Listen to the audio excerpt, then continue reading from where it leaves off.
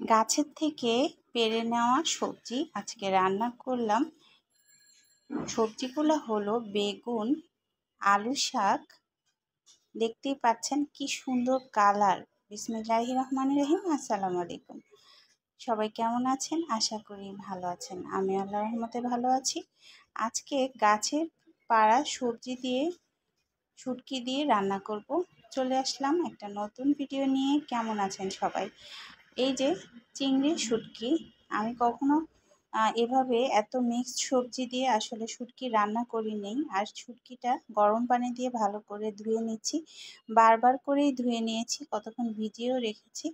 তারপরে বারবার করে ধুয়ে নেওয়ার পরে আমি এই সবজিগুলো দিয়ে আমি শুটকিটা রান্না করব। আর এখানে সবজির মধ্যে নিয়েছি বেগুন, লম্বা বেগুন। গাছটা আমি আমার যারা রেগুলার ভিডিও দেখেন অবশ্যই সবাই দেখেছেন। এই যে আলু শাক, এগুলো আমি পেড়ে নিয়ে আসছি।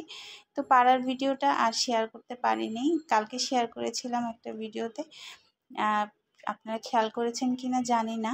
তো কালকে আমি এগুলো পেড়ে নিয়েছিলাম, আজকে আমি এগুলো রান্না করছি। আর আমার কিন্তু শুক্রবারে আমার পছন্দের রান্না একটা কিছু আমি করি। তো আমার আজকের যে পছন্দের রান্না হলো আমার শুটকি, পছন্দের খাবার। তো আমি আজকে শুটকি রান্না করে নিলাম। আর হলো মানে শুক্রবারটা তো আসলে সারা সপ্তাহের একটা দিন নিজের পছন্দ করে কিছু বানিয়ে নেওয়া বা সবাই পছন্দ করে এমন কিছু খাওয়া। আসলে আমি তো সারাক্ষণ রান্নাগুলো শেয়ার করতে পারি না আপনাদের সাথে। তো আজকে শুটকিটা রান্না করে আপনাদের সাথে শেয়ার করলাম। আর এই যে শুটকিটা যখন একটু কষে আসছে, তেল উপরে আসছে, তখন আমি সবজিগুলো দিয়ে দিয়েছি। এভাবে কিন্তু মিক্সড সবজি দিয়ে আমি কখনোই শুটকি রান্না করিনি। আর সবসময় এক শুটকিটা আলাদাই রান্না করেছি। আজকে অনেক দিন পর এটা খেয়েছি আমি, অনেক দিন পর আজকে এটা খাবো। এই জন্য খুবই লোভ লাগছে বলতে পারেন, যে কখন আমি এটা দিয়ে খাবো। আর খাওয়ার ভিডিওটা অবশ্যই আমি দুপুরে দিয়ে দিয়েছি অলরেডি, রেসিপিটা পরে যাচ্ছে আপনাদের কাছে। আর এই যে শাক দেখেন, আলু শাক, কি মজার যে এই শাকটা। আর যতবার আমি আনি ততবারই আমার মনে হয় যে আসলে আলু শাকের মতো টেস্টি শাক আসলে কিছু হতে পারে না।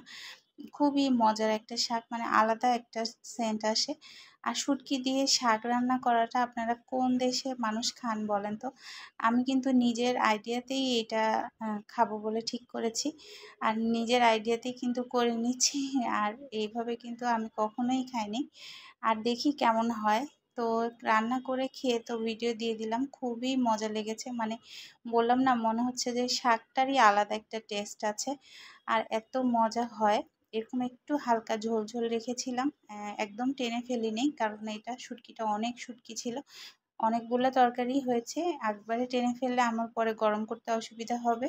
আর খাওয়ার সময় তো আপনাদের সাথে একটা ভিডিও শেয়ার করেছি, আমার মেয়েকে বললাম একটা ভিডিও করো, তো সে এভাবে করে ভিডিও করে নিল।